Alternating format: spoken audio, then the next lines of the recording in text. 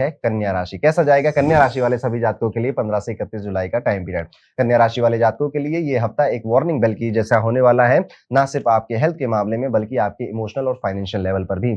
शनिदेव 7वें घर में बैठे हुए हैं और आपको कह रहे हैं कि भाई साहब काम तो ठीक है लेकिन बॉडी का कौन ध्यान देगा। बॉडी कोई मशीन थोड़े है जो बस उसे लगाए रहो लगाए रहो लगाए रहो। आप हर बार काम के चक्कर में अपनी हेल्थ को इग्नोर करेंगे और ये वीक या ये जो टाइम पीरियड आने वाला है आपको इसी की याद दिलाएगा कि दोस्त बॉडी, और बॉडी में मैं जब बोल रहा हूं तो फिजिकल बॉडी और आपका माइंड भी, इनको भी ठीक रखना, इनको भी हेल्दी रखना बहुत जरूरी है। अंत में ये जितना भी कार्यक्रम आपके करियर में या आपके काम में हो रहा है किसके लिए कर रहे हो? अपने लिए, अपने परिवार के लिए। और आपकी अगर सेहत ही अच्छी नहीं रहेगी, आपकी मेंटल हेल्थ अच्छी नहीं रहेगी, वर्कलोड तो बढ़ेगा ही। देखो काम पहले भी था आगे भी, प्रेशर पहले भी था आगे भी रहेगा और ये बढ़ेगा ही। लेकिन आपको इसको बैलेंस करना है तो अपने दिमाग पर ज्यादा स्ट्रेस नहीं डालेंगे, काम को कंट्रोल करेंगे और कुछ काम को मना भी कर देंगे। थोड़ा समय अपने लिए निकालेंगे, थोड़े दिन बोर भी होंगे या घूमने फिरने टहलने और परिवार के साथ जाएंगे। आप कोशिश करिए कि एक दिन हफ्ते में नो मोबाइल डे, इस दिन मैं कोई भी मोबाइल नहीं, अपना कोई भी मोबाइल, क्या अपना ही मोबाइल नहीं चलाऊंगा, इस तरह की भी कोई आप चीज करिए। इस हफ्ते ना आपको ना कुछ सरप्राइज भी मिल सकते हैं कुछ लोगों की तरफ से जो आपने एक्सपेक्ट नहीं किया था। कुछ इलेक्ट्रॉनिक गैजेट्स किसी ने गिफ्ट कर दिए, कुछ आपको अच्छी सी बुक्स किसी ने गिफ्ट कर दी, या कोई आया अचानक से आपको कहीं पर इनविटेशन इनवाइट कर लिया किसी पार्टी के लिए जो आपको लगा नहीं था कि यार ये व्यक्ति मुझे इनवाइट करेगा।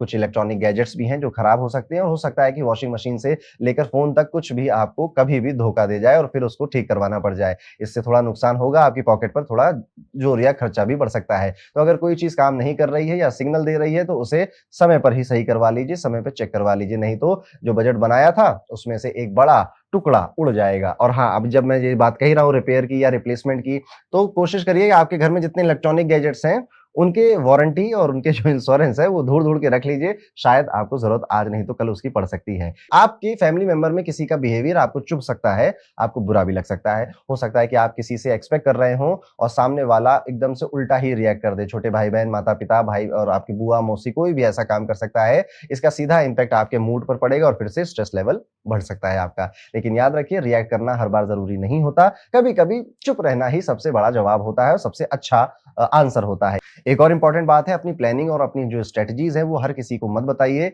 आपके मन में जो चल रहा है उसको ओपनली सबको बताने की जरूरत नहीं है। आपका ओपन नेचर कभी कभी आपके खिलाफ ही हो जाता है। जो लोग आपके साथ दिखते हैं जरूरी नहीं है कि वो एक्चुअली में आपका भला चाह रहे हो, वो किसी मजबूरी में या किसी एजेंडा के साथ आपके साथ जुड़े हो सकते हैं। हर कोई अपने लिए थोड़ा सा सेल्फिश होता ही है, आप भी होते ही हैं, तो आप कुछ अलग नहीं है। इसलिए दुनिया को क्रिटिसाइज करने से अच्छा है कि हम अपने आप को कंट्रोल करें। आने वाले समय में क्लियर मैसेज रखिएगा, थोड़ा कम बोलने की कोशिश करिएगा, ज्यादा अपना काम करिएगा और अपने आप को आराम दीजिएगा। नहीं तो आपने कुछ बोला, आपने किसी और सेंस में बोला, वो आपकी बात का ही मिसयूज कर कर आपको नीचा दिखा सकते हैं, आपकी टांग खींच सकते हैं या आपके खिलाफ पॉलिटिक्स भी खेल सकते हैं। और जो लोग स्टूडेंट हैं और फॉरेन में एडमिशन के लिए अप्लाई कर रहे हैं, आपने जितनी भी मेहनत की हो, अगर एक भी डॉक्यूमेंट इनकम्प्लीट रहा तो डिसअपॉइंटमेंट आपको हो सकता है। इसलिए होपफुल मत रहिएगा कि ये सब सही हो जाए, भगवान सब सही हो जाए। नहीं, अपने डॉक्यूमेंट्स पे स्पेशली ध्यान दीजिएगा और एक कहीं से भी उनमें किसी तरह की कोई कमी मत छोड़िएगा। इस आने वाले समय में आपका पेशेंस चेक होने वाला है। जो पेंडिंग काम है वो थोड़ा सा और डिले हो सकते हैं और आपको इनको कामली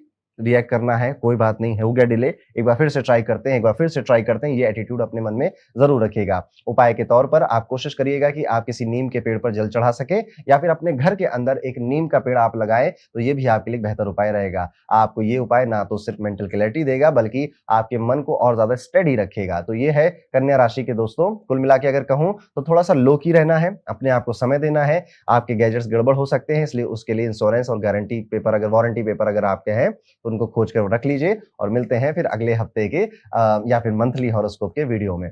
आगे बढ़ते हैं और बात करते हैं